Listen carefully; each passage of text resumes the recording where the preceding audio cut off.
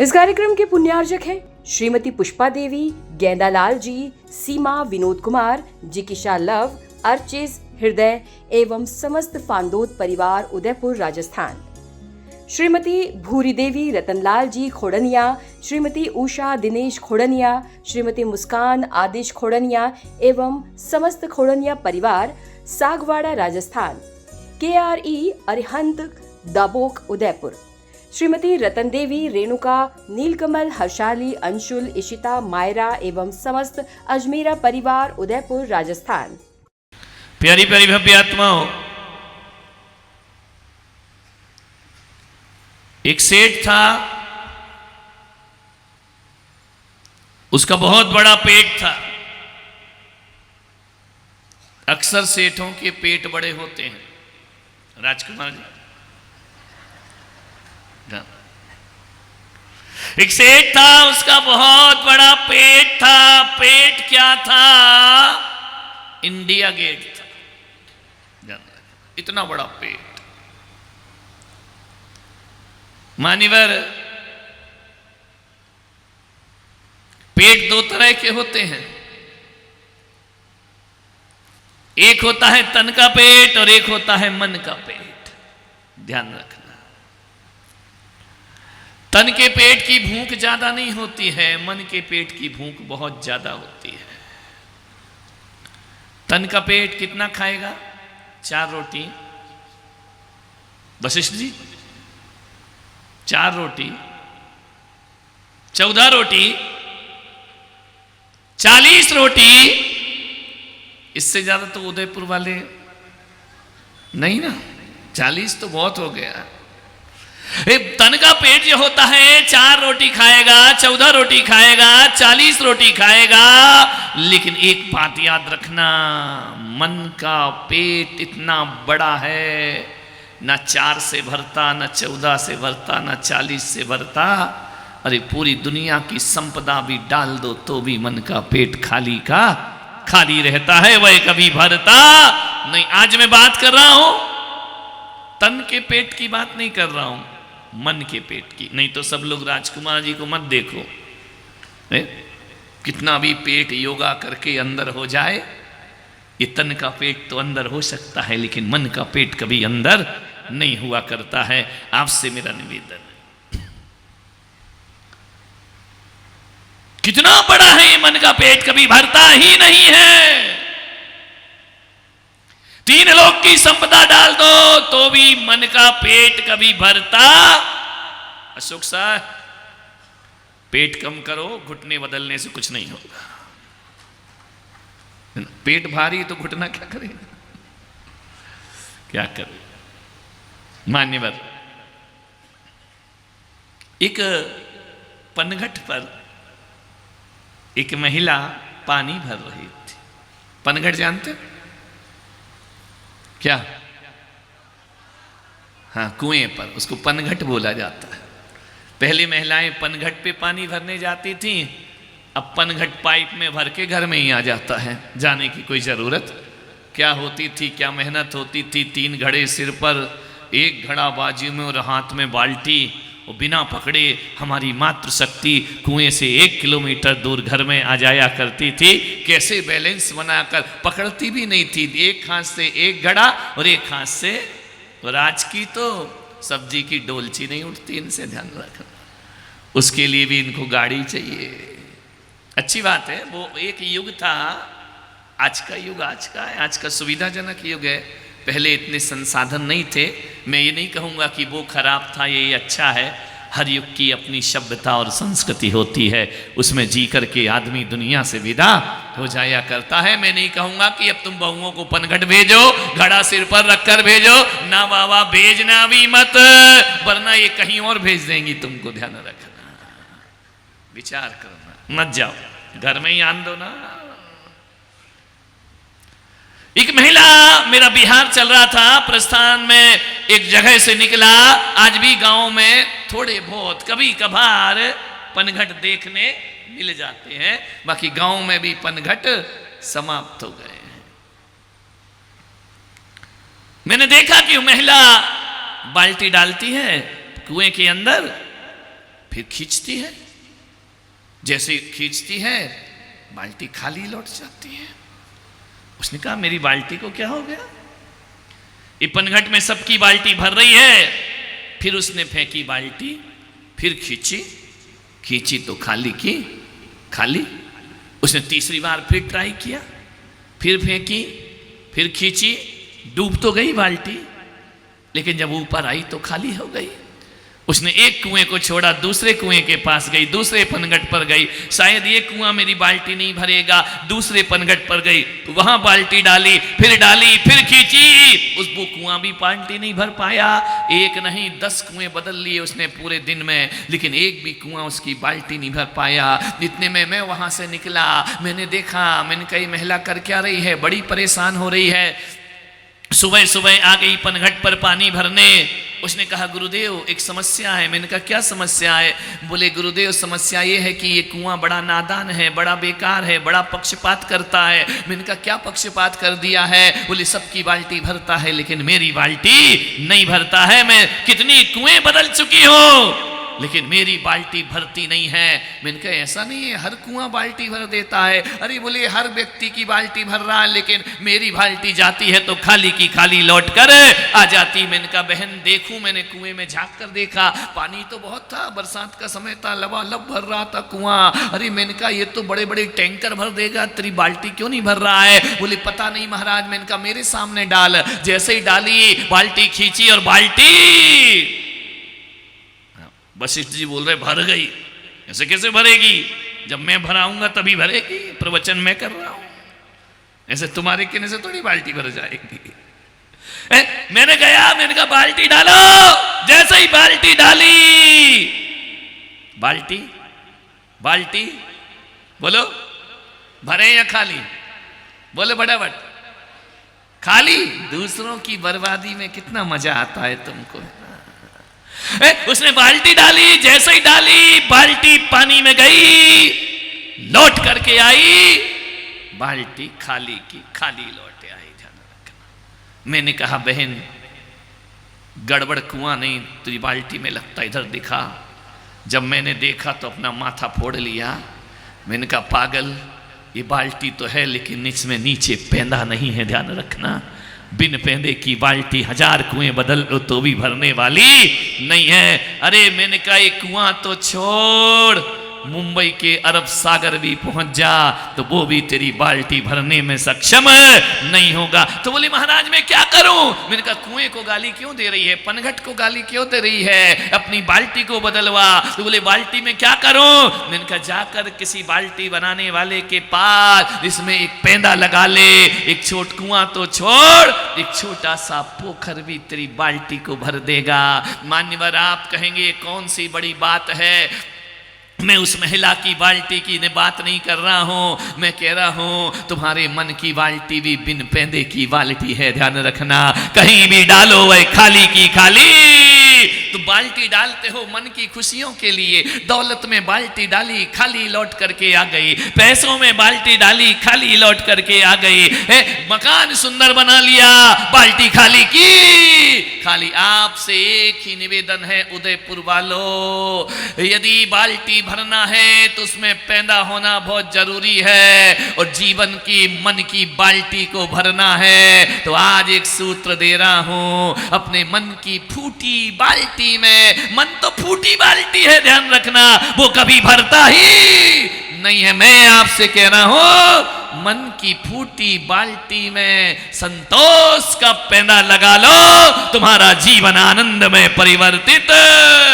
मन एक फूटी बाल्टी है और संतोष उसमें पैदा है, ध्यान रखना, बाल्टी आपकी भर जाए। एक उम्र होती है और कहने की, और एक उम्र होती है बस बस कहने की, ध्यान रखना। एक उम्र थी कमाने का जज्बा था, एक उम्र थी बटोरने की ताकत थी। अब एक उम्र ये है जहां हम में ताकत तो नहीं है लेकिन मन खाली का खाली है, ध्यान रखना। पूरी जवानी बीत गई, मन की बाल्टी ना भर पाई, बुढ़ापे में भी बाल्टी नहीं भर पाती है। मैं आपसे निवेदन कर रहा हूं, मन की बाल्टी में संतोष का पेंदा लगा लो, ध्यान रखना, भर जाएगी बाल्टी। देर कुएं की तरफ से नहीं है, देर बाल्टी की तरफ से है। परमात्मा की तरफ से कोई देर नहीं है, देर हमारी तरफ से है।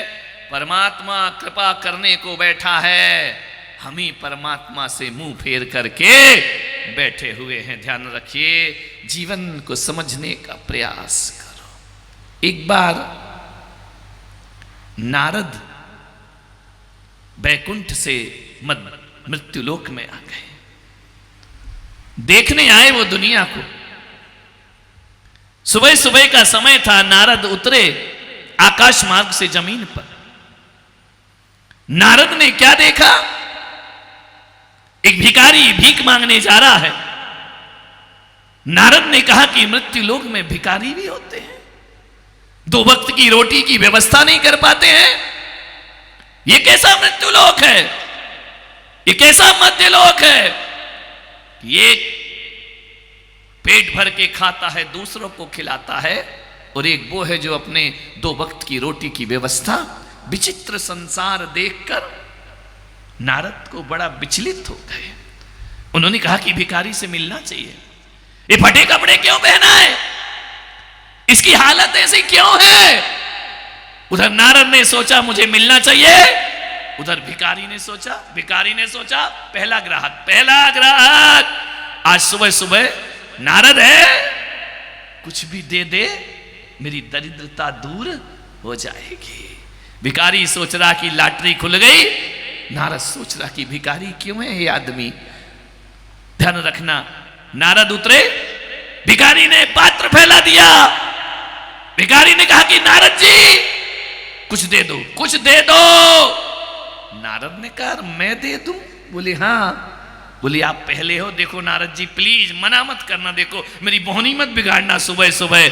नारद सोचे यार ये तो बड़ा दुखी लगता है, तो बड़े मस्ती में रह रहा है, ये कह रहा मेरी बोहनी मत बिगाड़ना। नारद ने कहा ये क्या है? बोले मेरी रोजी रोटी का सवाल है, जो भी हो ना नहीं होना चाहिए, इस कटोरे में डाल दीजिए। नारद ने कहा पागल, दिमाग खराब है, तू ऐसा क्यों रह रहा है? बोले मैं दरिद्र हूं, मैं गरीब हूं, मेरे पास 2 वक्त की रोटी नहीं है, मैं निर्धन हूं, मैं भिखारी हूं।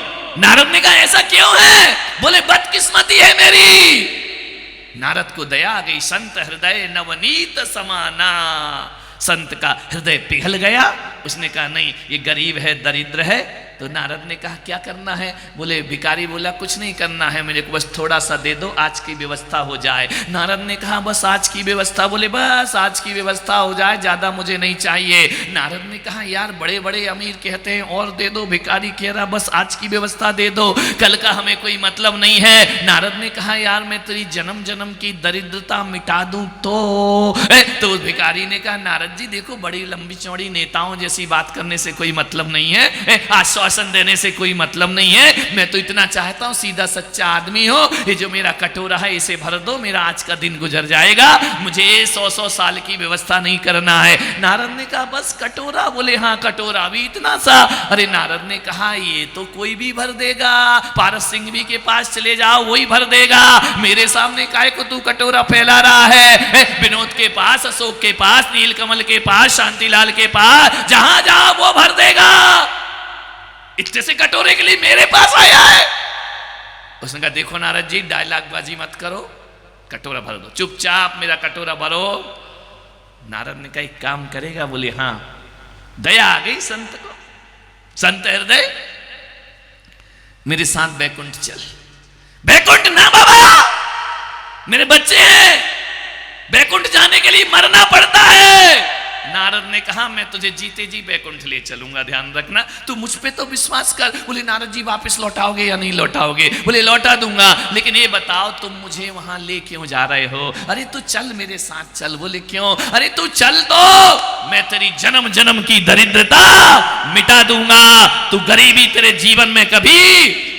नारद ने कहा चल रहा है, जन्म जन्म की दरिद्रता मिटेगी, सौधर्मिंद्र के पास ले जाऊंगा, कुबेर के पास ले जाऊंगा, हीरे मोती से तेरा कटोरा भर दूंगा।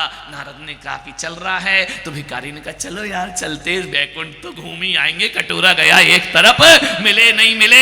एक बात बताओ नारद जी, रास्ते में गए, आकाश मार्ग पे जैसे ही पहुंचे, भिखारी ने कहा नारद जी एक बात बताओ, तुम्हारा कुबेर मेरा कटोरा भर देगा या नहीं भर देगा? अरे बोले पागल, दिमाग खराब, भिखारी के सपने भिखारी जैसे, कटोरे की बात कर रहा है। यह भंडार कुबेर का कभी ना खाली होए, ज्यों खर्चे त्यों त्यों बढ़े दिन दिन दूना।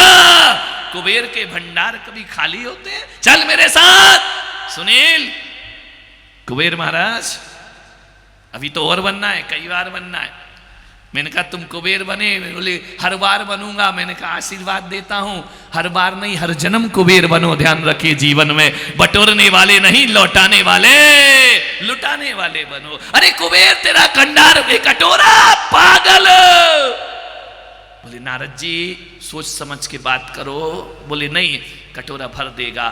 क्या देगा? दाल रोटी चावल। अरे पागल है क्या? वहां कोई राशन की दुकान है क्या?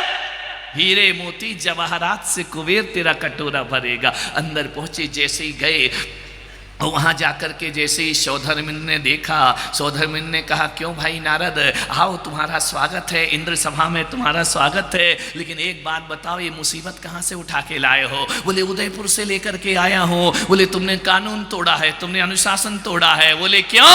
बोले स्वर्ग में मरने के बाद आते हैं, तुम जीते जी लेकर के आ गए हो। एक काम करो, इसको धक्का मारो, नहीं तो ये 2 मिनट में ये उदयपुर का आदमी स्वर्ग को नरक बनाने में ज्यादा देर नहीं लगा, इसे वापिस करो।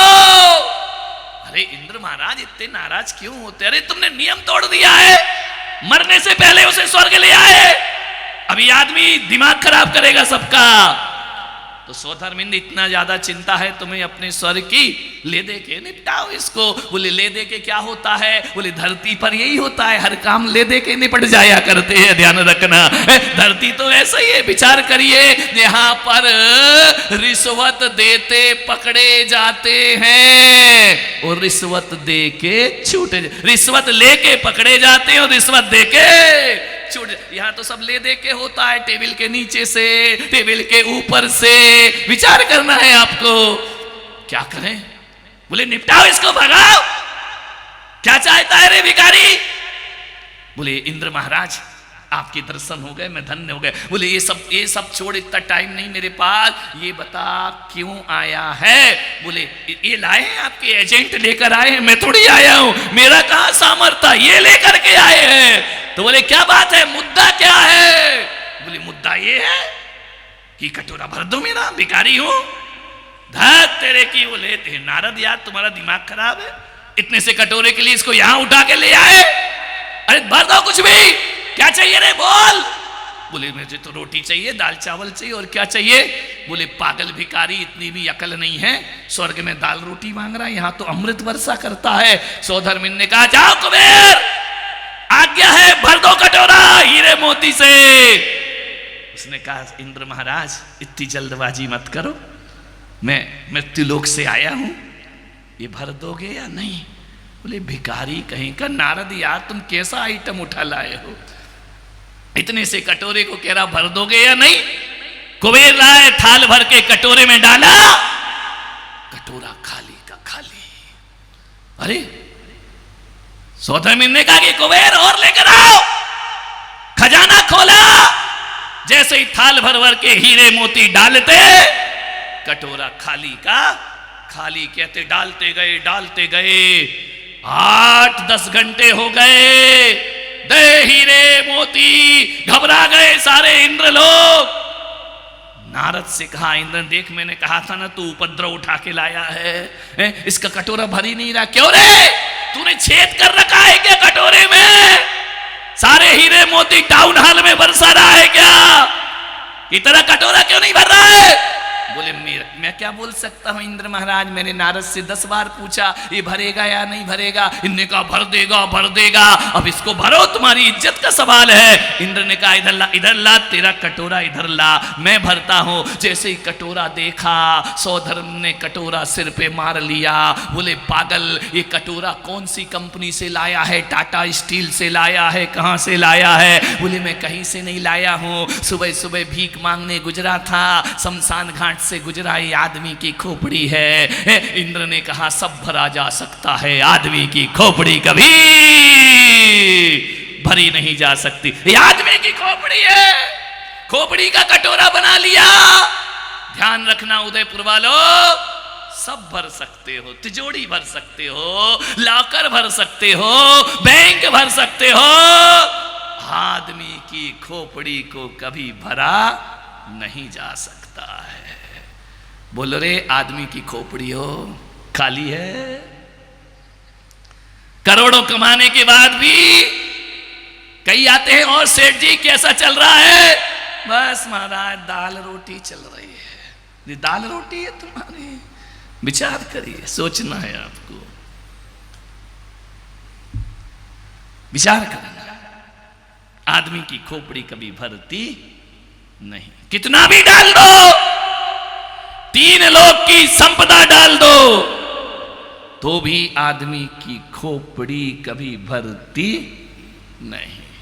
मान्य जाके घर संतोष धन, सब धन धूल समा। संतोष का धन, विचार करिए आप। सेठ था, बहुत सुखी था। सेठ को लगता था कि मेरे से ज्यादा सुखी इस जमाने में कोई नहीं होगा। 4 बहुएं थी सेठ की, परिवार था, बच्चे थे, सब कुछ था उसके पास। मोटर थे, कार थे, बंगले थे, मकान थे। सेठ को लगा कि मुझसे अच्छा जीवन संसार में किसी के पास नहीं हो सकता है। क्या कमी है मुझको? भगवान की भक्ति करता हूं, पूजा पाठ करता हूं, अपार दौलत मेरे पास है, कोई चीज की मुझे कमी नहीं है। मैं स्वस्थ हूं, मैं निरोग हूं, मेरे पास बुद्धि है, विवेक है। सेठ ने कहा बहुत खुश हूं मैं। एक बात याद रखना उदयपुर वालों, जब जब सद्भाव पे दृष्टि रखोगे, आपको लगेगा कि हमसे सुखी संसार में कोई दूसरा नहीं हो सकता है। लेकिन जब जब अभाव पे दृष्टि रखोगे, आपको लगेगा हमसे बड़ा दुखी संसार में कोई दूसरा। जो खो गया है उस पर शोक मत करो, जो तुम्हारे पास है उसका उपयोग करो। यही जीवन का सूत्र हुआ करता है, ध्यान रखना। लेकिन आदमी की फितरत है, जो नहीं है उसके पीछे भागता है, और जो है उसका आनंद नहीं भोगा करता है, ध्यान रखना। आदमी की सोच है, यदि उसके जेब में 90 रुपए पड़े हैं और पड़ोसी की जेब में 10 का नोट दिख रहा है, तो आदमी सोचता है कैसे भी वो 10 का नोट उसके जेब से निकल के कहां आ जाना चाहिए, मेरी में तो पूरे, बोलो 90 से पूरे कितने हो जाएंगे? 100 हो जाएंगे। अरे नादानो, 90 रुपए तो परमात्मा ने सबको देकर भेजे हैं, पूरी जिंदगी 10 रुपए में बर्बाद करता है आदमी, ध्यान रखना। 10 रुपए के पीछे भागता है ता जिंदगी, वो 10 का नोट कभी पूरा नहीं होता है, ध्यान रखना। आदमी पूरा हो जाता है, ख्वाहिशें पूरी नहीं होती हैं। मान्यवर से निवेदन करता हूं, जो मिला है मैं उसमें खुश रहता हूं, जो मिला है मैं उसमें खुश रहता हूं। मेरी अंगुलियों ने सिखाया है दुनिया में सब बराबर नहीं हुआ करते हैं, ध्यान रखना। इन अंगुलियों ने सिखाया है दुनिया में सब बराबर नहीं हो। रात दिन आदमी, एक ईमानदारी से बताना, बुजुर्ग लोग बताना, जवानों का तो मत पूछो, तुम्हारा यदि 32 दांत हैं, एक टूट जाए तो जीभ कहाँ जाती है दिन भर? जिनके टूट गए वो बता कहाँ जाती है? बार बार उसी दांत की तरफ जाती है ना। उसको ही देखती है, मेरा दांत कहाँ गया, मेरा दांत कहाँ गया। बात करो तो वहीं चली जाती है, मुंह बंद करो तो जीभ वहीं चली जाती है। ध्यान रखना, वाहरी नादान जिह्वा एक दांत के लिए आंसू बहाती है। मैं पुलक सागर कह रहा हूं, 31 दांत का सुख भोग पागल, एक दांत के लिए पागल मत बन। लेकिन आदमी के पास जो नहीं होता उसके पीछे आदमी पागल बनता है। एक दांत से का बार बार जीभ वहीं जाती है। एक बात याद रखो, जो है उसमें सुखी। महावीर कहते हैं उपलब्धियों का उपयोग करो लेकिन उस पर अहंकार मत करो। अपने जीवन में ध्यान रखिए, जो है उसका उपयोग करो, जो नहीं है उसके पीछे पागल बनने की जरूरत नहीं है। ध्यान रखना। बड़ा सुखी था सेठ, इतने शान से प्रवचन में आता था, इतने शान से मंदिर में जाता था। जहां पहुंचे लोग जय जिनेन्द्र, जय श्री राम, सत श्री अकाल, सब उसको प्रणाम करते। सेठ की बड़ी इमेज थी, बड़ी धाक थी, व्यवहारिक था। कोई उसके दर पे चला जाए, सेठ कभी खाली नहीं लौटाया करता था। बड़ी इज्जत कमाई सेठ ने। एक दिन की बात है कि सेठ लॉन में बैठकर अखबार पढ़ रहा था। अखबार पढ़ते पढ़ते उस सेठ ने, ना जाने सेठ को क्या सूझी, आज जीवन समाप्त हो रहा है। उस सेठ के मन में एक कुविचार पैदा हो गया।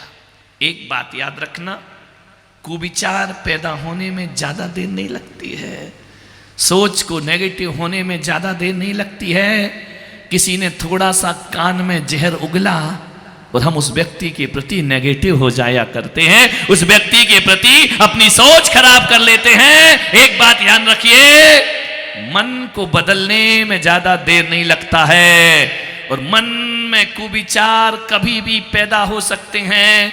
मैं पुलक सागर कहता हूं कि कुविचार के अंकुर फूटे, उन्हें वहीं मसल देना चाहिए, वरना रातों की नींद और दिन का चैन हरा। गलत बात तुरंत आ जाती है। देवरानी जिठानी अच्छे से रहती है, किसी ने कान भर दिया, अच्छा वो ऐसी अतश्री महाभारत प्रस्तुत करता। महिलाएं भी बड़ी होशियार होती हैं, ध्यान रख। नहीं, यहाँ की महिलाओं की बात नहीं कर रहा हूं, ऋषभ देव वालों की कर रहा हूं। तुम्हारी तो अगले चतुर्मास में करूंगा, क्योंकि यहां मुझे रहना है। ध्यान रखना। इतनी होशियार, इतनी होशियार, पड़ोसी के घर में आग कैसे लगाना है बैठने गई पड़ोसिन के यहां। सास भी बैठी थी पड़ोसिन की, चाय पी, बहुएं बैठी थी। अब हुआ क्या, जाते जाते देखो कैसे आग लगाती है। जाते जाते बहू के कान में बोली, मैं चलती हूं। सास ने देखा, वो तो चली गई। बोल क्या बोली, कान में क्या बोली? अरे अम्मा जी कुछ नहीं बोला। अरे झूठ मत बोल, क्या बोली मेरे खिलाफ? क्या षड्यंत्र रच रही है? ध्यान रखना, कितनी जल्दी गलत विचार कितनी जल्दी आया। और वो भी ऐसी आग लगाने आई थी, कान में बोलने की क्या जरूरत थी कि मैं चलती हूं। ध्यान रखना है। सास बहू में आग लगा के चली गई। सास कह रही तुझे बताना पड़ेगा। अरे अम्मा जी कुछ नहीं, वो इतना ही बोली कि मैं जाती है। अरे कान में बोलने की क्या जरूरत है? तू मुझसे छिपा रही, तू मुझसे छिपा रही है। बोल मेरे खिलाफ क्या मंत्र दे करके गई है? अब सास बहू बेचारी कैसे साबित करे कि कुछ नहीं बोला, और सास कैसे मान ले कि वो कुछ ना कुछ बोले बिना। अब कान में कचरा डाल गई। ध्यान रखना, एक कचरे ने तुम्हारी ससुराल बर्बाद करके, अब सासू ने समझ लिया बहू बेईमान है, ये पड़ोसिन के कहने में लगी है। अब थोड़ा सा जवाब भी पड़ोसिन बहू दे दे, अब सास विश्वास कितने जल्दी टूटता है, ध्यान रखना। तुच्छ बातों में विश्वास टूट जाता है। मान्यवर, आपसे निवेदन कर रहा हूं, आपसे आग्रह कर रहा हूं, अपने दुश्मन की भी कभी जिंदगी में बुराई मत करना। दुश्मनी करना है तो करना, लेकिन बुराई मत करना। मैं तो पुलक सागर आपसे इतना निवेदन करता हूं, तुम ऐसे लोग हो जो दुश्मन की बुराई बहुत करते हो, और आप इतने विश्वास पात्र बन जाते हो पड़ोसी पे। देख बहन, मैं तुझे बता रही हूं, तू किसी को मत बताना, तू मेरी खास है ना। अरे अम्मा भूल जा, वो तेरी खास है तो उसकी भी तो कोई खास है, ध्यान रखना है। अपने दिल की बातें किसी को बताना, उसकी भी तो कोई खास होगी, और वो जिसको बताएगी उसकी भी कोई।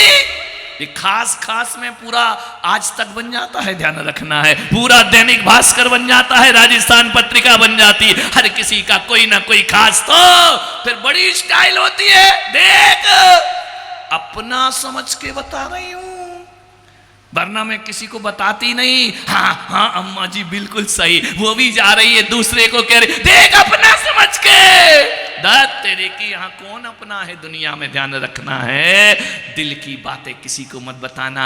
मैं आपसे निवेदन कर रहा हूँ, एक आग्रह कर रहा हूँ, इंसान को तो अपने दिल की बात कभी नहीं बताना चाहिए। फिर भी मन भारी हो रहा है तो मैं पुलक सागर कहता हूँ, जाओ अपने मन को मंदिर में भगवान के सामने बैठकर बता दो। ध्यान रखना, मैं आपसे विश्वास दिलाता हूँ कि मंदिर का भगवान भले आपकी हेल्प ना करे, लेकिन आपका मजाक भी नहीं बनाएगा। ध्यान रखना, वो जिससे घर की बातें बताते हो वो हेल्प कुछ नहीं करता, तुम्हारा मजाक बनाया करता है, ताली बजाया करता है। हो गई इनके घर में महाभारत, मेरा काम सफल हुआ। ध्यान रखना है, नई घर की बातें घर में ही समाप्त होना चाहिए। ध्यान रखना, दिल्ली के बाहर नहीं जाना चाहिए। विचार करना, एक कुविचार पैदा हो जाता है, दूसरों से भी पैदा हो सकता है, अपने आप भी पैदा हो सकता है। सेठ बैठा था, उसके मन में एक गलत विचार पैदा हो गया। उसने अपने मुनीम को बुलाया, मुनीम जी इधर आओ। सेठ जी आज्ञा करो। बोले आज एक काम करो, मुनीम यानी पुराने जमाने का मुनीम और आग का पढ़ा लिखा सीए। ध्यान रखना, जो देखो वो सीए, जो देखो वो सीए, जो देखो वो सीए। कितने सीए बन रहे हैं, ध्यान रखना है। मान्यवर, मुनीम को बुलाया, मुनीम जी ये एक काम करो, मेरी कितनी दौलत है, मुझे इसका हिसाब चाहिए। मुनीम ने कहा, सेठ जी आप कैसी बात है, आपने तो कभी जिंदगी में हिसाब पूछा ही नहीं। बोले वही मेरी गलती रही, बताओ मेरे पास कितनी दौलत है, कितनी संपदा है, कितनी प्रॉपर्टी है। क्या करोगे सेठ जी? नहीं बताओ। बोले सेठ जी इतने जल्दी तो हम बता नहीं पाएंगे, 7 दिन की मोहलत दो। बोले हाँ 7 दिन चलेगा। बोले पूरा हिसाब तो 7 दिन में भी नहीं होना, महीनों लगेंगे।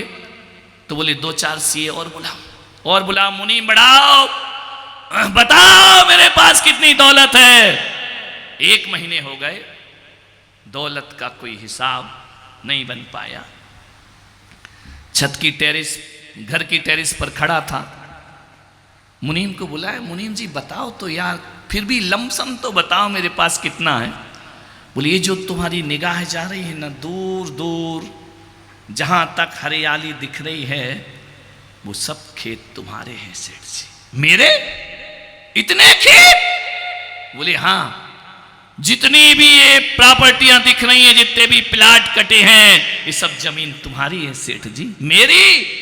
अच्छा, वो जो बाजार है ना, वो भी तुम्हारा ही है सेठ जी। आधा गांव तुम्हारा है। मेरा आधा गांव? इतनी दौलत मेरे पास? अरे सेठ जी ये तो तुम्हें दिख रही है वो बता रहा हूं, जो नहीं है उसकी तो कोई। सेठ ने कहा क्या बात है, इतनी दौलत मेरे पास, मैंने अकेले कमाई है मुनीम जी, मेरे माँ बाप ने कुछ नहीं दिया है, अपनी मेहनत से अर्जित किया है। और आज मैं समझ रहा हूं कि मेरी जिंदगी सार्थक और सफल हो गई। मैंने अपने बच्चों के लिए कितना छोड़ दिया है। सोच रहा था सेठ इतना खुश, इतना खुश, इतना खुश, जिंदगी में कभी खुश नहीं रहा होगा। थोड़ी देर बाद सोचता है फिर भी मुनीम जी तुमको बताना तो पड़ेगा कितना है। मुनीम ने कहा सेठ जी ये समझ लो, आप तो क्या जिंदगी भर आपके बच्चे भी बैठकर खाएं तो पैसों की कमी पड़, बिना कमाए यदि आपके बच्चे भी बैठकर खाएं तो आपको पैसों की कमी पड़ने वाली। सेठ ने कहा इतना, यदि मेरे चारों बच्चे नहीं कमाए तो भी चलेगा सेठ जी, धन की कमी नहीं पड़ेगी। सेठ ने कहा मजा आ गया जिंदगी जीने का, मैंने कितना कमाया, कितना कमाया। फिर अकेले में बैठा भगवान को धन्यवाद दे रहा था, और धन्यवाद देते देते एक विचार और कौन गया, जैसे उसकी आत्मा उससे कह रही कि सेठ कितनी दौलत है तेरे पास। अरे बोले इतनी है, मैं भी बैठकर खाऊं और मेरे बच्चे भी बैठकर खाएं तो भी दौलत की कमी। जैसे उसकी आत्मा ने कहा कि पागल हो गया सेठ, दिमाग खराब है तेरा, क्या जोड़ा तूने। अरे बोले इतना जोड़ा, मैं और मेरे बच्चे। आत्मा से आवाज आई पागल, तूने अपने लिए जोड़ लिया, बच्चों के लिए जोड़ लिया, बच्चों के बच्चों का क्या होगा। अरे सेठ ने कहा ये तो मैंने सोचा ही नहीं, बच्चों के बच्चों का क्या होगा, उनके लिए तो मैंने कुछ किया ही नहीं। सेठ ने कहा मुनीम मैं बैठकर खाऊं, मेरे बच्चे बैठकर खाएं, उनके बच्चों का क्या होगा। मुनीम ने कहा छोड़ो ना सेठ जी, इतनी जिंदगी जियोगे क्या तुम, वो जानेंगे उनका काम जानेगा। अरे बोले पागल है, दिमाग खराब है क्या, मेरे ही बच्चे हैं, मेरे पोते हैं, मैंने उनके लिए कुछ नहीं किया, मेरी जिंदगी बर्बाद हो गई। ध्यान रखना, मैंने अपने जीवन में कुछ नहीं कमाया और मेरी अब उम्र भी ढल रही है। ध्यान रखना, अभी सेठ सुखी था, एक गलत विचार से सेठ मेरे बच्चों के बच्चों का क्या होगा। रात जाता था, तकिए पे सिर रखता था और गहरी नींद आती थी। आज रात भर करवट बदले, अब मैं क्या करूं, शरीर में ताकत नहीं, व्यापार कैसे बढ़ाऊं, मेरे बच्चों के लिए क्या करूं। रात भर नींद नहीं आई। अमेरिका के लोग गोली खा के सोते हैं और हमारे भारत के लोग गाली खा के उठते हैं। ध्यान रखना, जावाणी के ज्ञान से सूझे लो कालो, सोवाणी मस्तक धरूं सदा देत हो धो। हे जिनवाणी भारती तो ही जपो दिन रैन, जो तेरा शरणा गहे सो पावे सुख चैन। 9 बार नमोकार मन, जिन्हें नमोकार नहीं आता अपने भगवान का स्मरण। इस कार्यक्रम के पुण्यार्जक थे श्रीमती पुष्पा देवी, गेंदालाल जी, सीमा, विनोद कुमार, जिकिशा लव, अर्चिस, हृदय एवं समस्त फांदोत परिवार, उदयपुर, राजस्थान। श्रीमती भूरी देवी, रतनलाल जी खोड़निया, श्रीमती उषा दिनेश खोड़निया, श्रीमती मुस्कान आदिश खोड़निया एवं समस्त खोड़निया परिवार, सागवाड़ा, राजस्थान। KRE अरिहंत, दाबोक, उदयपुर। श्रीमती रतन देवी, रेणुका, नीलकमल, हर्षाली, अंशुल, इशिता, मायरा एवं समस्त अजमेरा परिवार, उदयपुर, राजस्थान।